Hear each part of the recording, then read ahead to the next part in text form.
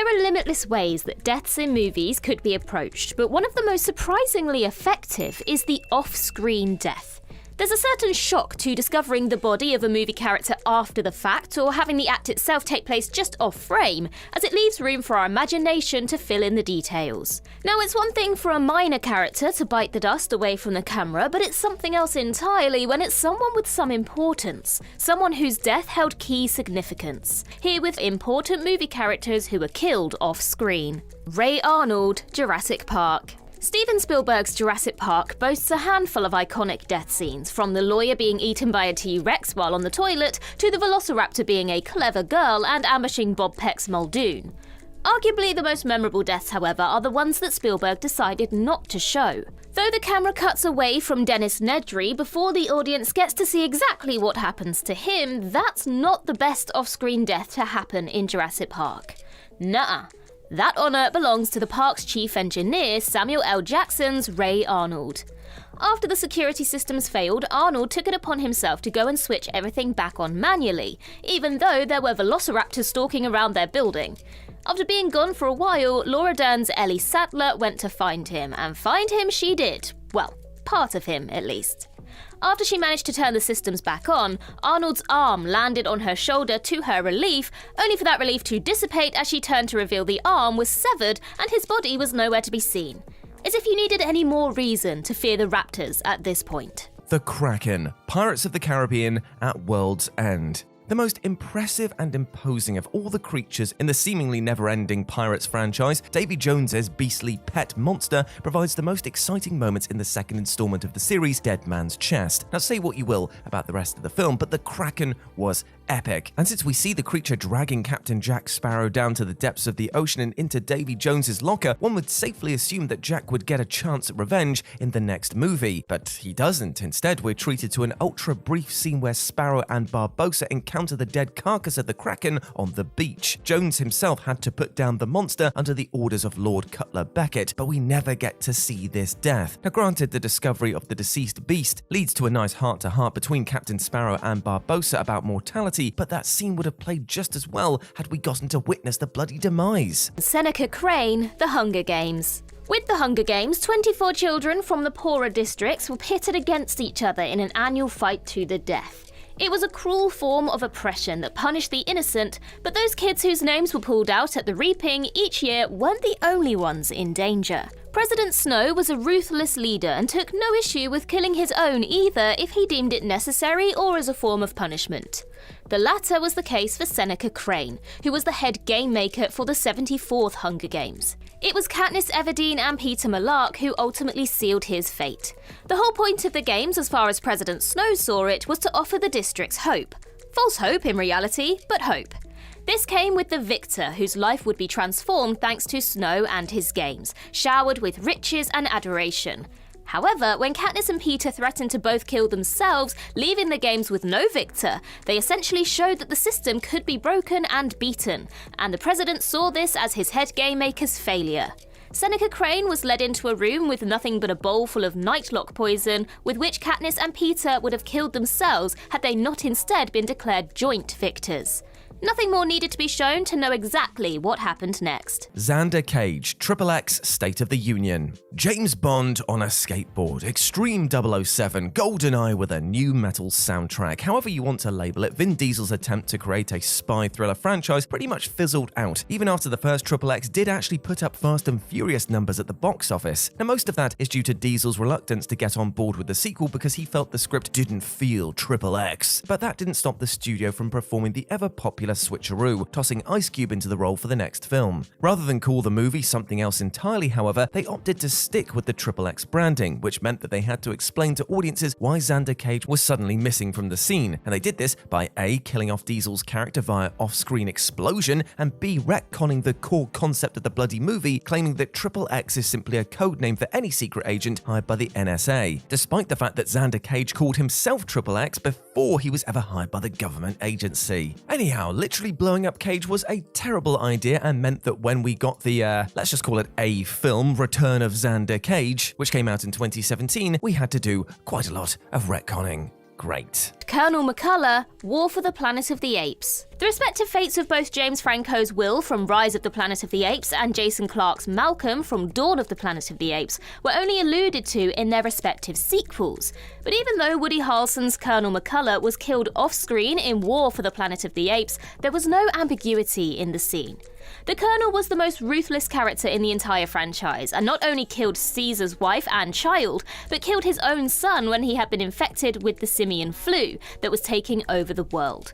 When he contracted that same disease himself, he wanted his own life to end. The Colonel handed his gun to Caesar, who had every reason to want his adversary dead, but he would not put him out of his misery. Instead, he walked away, leaving the gun within the vicious army leader's reach. The camera changed to follow Caesar outside the room just as the trigger was pulled, saving audiences from actually seeing him take his own life. Doughboy, Boyz in the Hood. Now, let's face facts, John Singleton's directorial debut, Boyz in the Hood, was a bit of a bummer to say the least. Depicting the less than ideal life of those unfortunate enough to live in South Central Los Angeles, Boyz in the Hood leaves no stone unturned in relating to just how depressing life for young, disadvantaged black men can be. And holy crap, does Singleton do a good job of it. By the end of the film, death feels like an inevitability for these kids. Try as hard as they might to avoid gang life and walk the straight and narrow in this rough neighborhood, eventually they will be forced into a situation that puts them on the Grim Reaper's doorstep. That's what makes Ice Cube's character Doughboy such an integral part of the story. He fully embraces the violent lifestyle, brandishing his handgun to end arguments and refusing to back down from confrontation. So it's a solid gut punch when Doughboy's brother Ricky, the fun-loving football player with a college scholarship, is the one gunned down in the film's final act. Doughboy gets retribution for his brother's demise, killing the 3 guys responsible for the drive-by in rather brutal fashion. But just to prove that the cycle of gang violence is unending, Singleton makes sure to let us know, because in the epilogue, Doughboy was murdered 2 weeks later. In a rare instance of an off-screen death proving rather effective, his death manages to hit hard, even as just a caption. Tom Hagen, The Godfather Part 3. To say that The Godfather and The Godfather Part 2 are widely regarded as 2 of the greatest movies ever made, the downgrade to The Godfather Part 3 is infamous. There were many factors at play, of course, but one of the most obvious differences between the threequel and its predecessors was the omission of Robert Duvall's Tom Hagen. Though not Sicilian, Hagen was like a son to Vito Corleone. He was treated like a brother by Vito's children, and he was vitally important to the Corleone family, even after Michael demoted him. And yet, the character was killed off before the events of the 3rd film, a fact that was barely touched upon in the story itself, with his role in the family being taken by B.J. Harrison. The real reason for this was because of salary disputes between Robert Duvall and director Francis Ford Coppola, which ultimately robbed the series' 3rd movie of one of its best characters. Newt, Hicks, and Bishop, Alien 3. What is it about the 3rd movie in a franchise that brings out the necessity for off-screen deaths? And actually, it's from another James Cameron franchise nonetheless. On a cinematic level, the sudden, very undramatic deaths of Ripley's surrogate family, Marine leader Hicks, the traumatized young girl Newt, and android Bishop were probably necessary to move the story forward. I mean, after all, David Fincher's brutally dismal world as portrayed in Alien 3 wouldn't have allowed for a happy ragtag family story. Still, the impact of their loss was pretty much nullified by the fact that we don't even see their faces for a single frame. It's heartbreaking to see the news of their deaths delivered to Ripley, but it would have been 10 times more powerful had they made it past the opening credits and we were allowed to witness their deaths firsthand. But it seems we have more behind-the-scenes shenanigans to thank for this, since the production of Alien 3 was pretty much a disaster from start to finish, with multiple scripts being mashed together even at the last second. Ultimately, these 3 characters, who were all vital to the story in Aliens, were chopped out of the film to make it easier on everyone else involved. Mark Midsommar. Of the group of Americans who travelled to Sweden to take part in the midsummer festivities of their friend's village, only Florence Pugh's Danny was still breathing by the time the credits rolled. There were some shocking death scenes throughout Midsommar, from suicidal sacrifices to Danny choosing for her own boyfriend to be killed by the cult, but arguably one of the creepiest was the one that wasn't seen. Unaware of the depth and intricacies of the sacred grounds in which they were staying, Mark urinated on the tree where the host stored the ashes of their ancestors. Though accidental, this was something deemed punishable by death. Mark was led off to be shown something and wasn't seen alive on screen again. Exactly how it was revealed that he had been killed came when one of the cultists killed Mark's friend Josh while wearing not only Mark's clothes but his flayed face as some kind of a sick mask. The shock of this scene is almost worse than having to watch the murder itself. Llewelyn Moss, No Country for Old Men. Damn it, Coen brothers, you earned so much goodwill from fans with Raising Arizona and Fargo that you just had to go and see how far you could stretch it, didn't you? We all know that Joel and Ethan Coen can write a great death scene, but with No Country for Old Men, they also proved that they could write a very frustrating one as well. Now, Josh Brolin's character, Llewelyn, is a Vietnam vet who looked to outsmart the sociopathic hitman Anton, sent to track him down for stealing money after coming across a drug deal gone awry. Now, Brolin's character is the one shining ray of hope in this rather bleak movie, the only one the audience can really root for. All we want to do is see a final confrontation between him and Anton, hopefully with Moss coming out on top, but we get none of that. Instead, he's killed off by a seemingly random group of Mexican cartel members. We find out about it just as Tommy Lee Jones's character does, finding him dead on the floor of a hotel room. Suddenly, that hope is gone. Everything is futile once again. Cheers. Ellie, Up. Throughout the bulk of the story of Up, Carl Fredricksen is a grumpy old man, but the opening sequence showing his life from youth through to his later years proves that he wasn't always this way. He was happy with his childhood sweetheart Ellie, his best friend from when they met as infants to when she died when they were old and grey. Throughout the montage, which by showing how happy Carl once was informed us why he was now so unhappy in the present, he and his wife went through a lot. In particular, the couple struggled with infertility and ultimately Ellie's failing health. In one frame, she is reminiscing with Carl in her hospital bed, and in the next, he is sitting by her coffin following the funeral.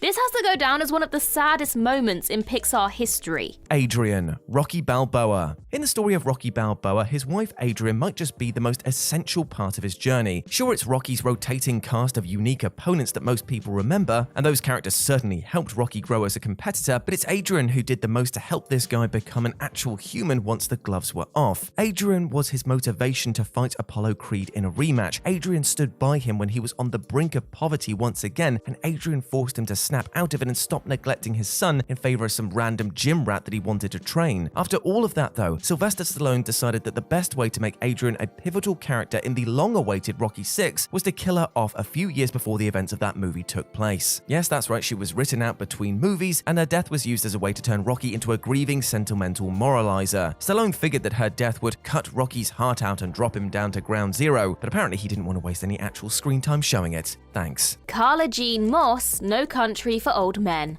The death of Josh Brolin's Llewelyn Moss was shocking and sudden, but he wasn't the only one in No Country for Old Men to die unseen, with his wife Carla Jean falling victim to Javier Bardem's terrifying Anton and his fatal coin toss.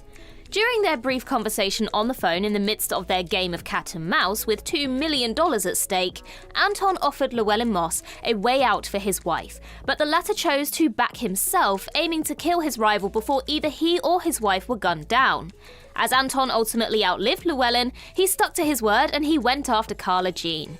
He tossed a coin and told his potential victim to call heads or tails, though what came next was left to the audience's imagination. Though technically there is no confirmation as to whether Carla Jean called right within the confines of the movie, Anton checking his boots for blood as he leaves the house is very telling. Add in the fact that Cormac McCarthy's novel is less ambiguous about her death, it's a fair conclusion to make that her life ended in that room before Anton left. Cyclops, X-Men The Last Stand. Now, even casual fans of X-Men know that along with Wolverine, Cyclops is pretty much the de facto leader of the group and one of the most important characters in the series. So when Scott Summers dies in the third film of the original trilogy, you'd expect it to be an epic, stupefyingly heroic moment. But no, that's not the case. In fact, it's the exact opposite. Cyclops' death is pretty much the least heroic thing we've ever seen, or in fact, we didn't see. Distraught over the apparent death of his fiancée and teammate Jean Grey, Cyclops walks out into a lake where she heroically sacrificed herself at the end of the previous film. There he comes face to face with the suddenly not dead Jean Grey, and the two suck face for a brief, rather passionate moment before Jean goes all Dark Phoenix on him and he starts disintegrating. Cut to Professor X sensing something is amiss and sending Wolverine and Storm to check out on the situation, where they find only Cyclops' glasses. That's it, he's gone, he's dead, bye. But apparently this was another issue of the actor portraying Cyclops, James Marsden, taking a part in Superman Returns, which you might recognize as a competing superhero movie owned by a completely different studio. Basically, his character's cheap death in the first act was a petty retribution for crossing the dividing line between franchises. But we as the audience were the ones paying the price. Thanks. Laurie Strode, Halloween 4, The Return of Michael Myers. 10 years after The Shape was first introduced by John Carpenter and Deborah Hill with 1978's Halloween, he was brought back again for Halloween 4: The Return of Michael Myers, despite seemingly perishing in 1981's Halloween 2. He wasn't the only character to miraculously return from that sequel, however, as Donald Pleasance's Sam Loomis also returned for the franchise's 4th installment. However, there was one other iconic face that didn't end up making a comeback, as Jamie Lee Curtis's Laurie Strode was omitted from the story entirely. After Curtis's career took off, she was reportedly uninterested in returning for another Halloween outing, and so the narrative shifted to her 7-year-old daughter. The question then came as to how Laurie would be written out of the story without Jamie Lee Curtis's involvement, and the answer came as a shocking off-screen death. After everything she had been through going up against Michael Myers, her ultimate fate came with a car crash before the events of Halloween 4. The Halloween movies would depart from this timeline twice, with 1998's Halloween H2O and the Blumhouse reboot trilogy that started in 2018. But as it was at the time, Laurie Strode, arguably the greatest final girl ever, was unceremoniously killed with no fitting send-off. T'Challa, Black Panther, Wakanda Forever. When Chadwick Boseman tragically passed away in 2020, it rocked the entire world. Black Panther had been nothing short of a cultural phenomenon, while the actor himself was universally known as a hero just as much off the screen as he portrayed on it. His death posed the difficult question for Marvel Studios in regards to how T'Challa would be handled moving forward. A recast was quickly ruled out, and the decision was ultimately made to have the King of Wakanda die in Black Panther: Wakanda Forever. T'Challa ultimately lost his battle against an unknown illness in the opening scenes of the Black Panther sequel, in what is unquestionably one of the most emotional moments, not just in MCU history, but in recent movie memory. The scene was handled beautifully, as Shuri struggled against panic to save her brother's life before her mother came and told her that he had passed. More than just a send-off to a beloved fictional character, it felt like a goodbye to Chadwick Boseman, making this one of the most affecting off-screen deaths ever depicted.